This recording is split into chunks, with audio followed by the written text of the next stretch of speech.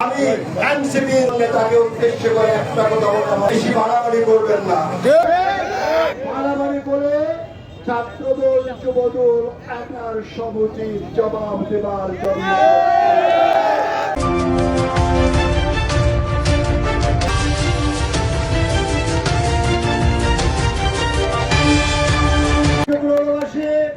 সম্মানিত বিএনপি পরিবার, আজকে তাৎক্ষণিকভাবে আপনারা যে এই বিশাল মিছিলের আয়োজন করেছেন তার জন্য আমি আপনাদের কাছে কৃতজ্ঞ। কুলাউড়াবাসী আপনাদের কাছে কৃতজ্ঞ। আপনারা দেখেছেন গতকাল মৌলভীবাজার জেলা বিএনপি কুলাউড়া পৌর বিএনপির কার্যক্রম স্থগিত করেছে। কুলাউড়া পৌর বিএনপি এবং কুলাউড়াবাসী এটাকে স্বাগত জানিয়েছে। আশা করি অচিরেই একটা পূর্ণাঙ্গ অথবা একটা আহ্বায়ক কমিটি দিয়ে এই পৌরসভার কার্যক্রমকে ত্বরান্বিত করবেন।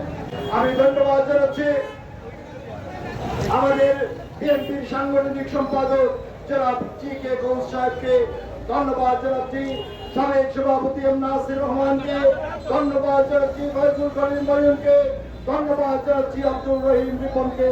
সময়ের সঠিক সিদ্ধান্ত নেবার জন্য আপনাদেরকে ধন্যবাদ জানাচ্ছি।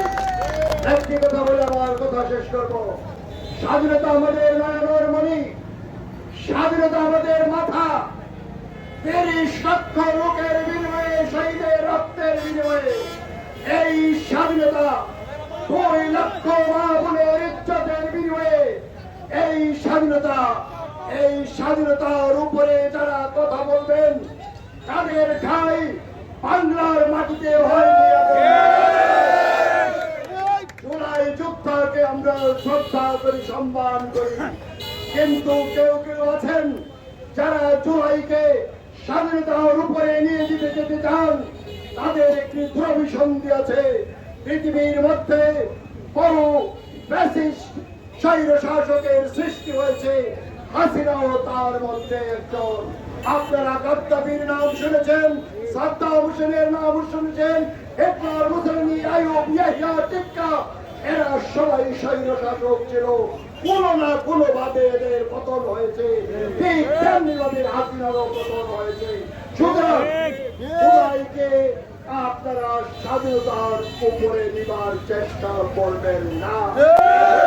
আমরা জুলাইকে সম্মান করি। জুলাইয়ের প্রত্যেকটি কথা অক্ষরে অক্ষরে বিএনপি পালন করবে, সেই ঘোষণা আমার প্রধানমন্ত্রী তারেক রহমান সাহেব দিয়েছেন।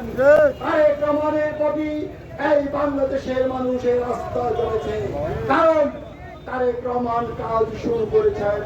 এই 5 মাসের সরকার আপনারা বিশ্বের কোথাও দেখাতে পারবেননি। 5 মাসের একটি সরকার এতগুলি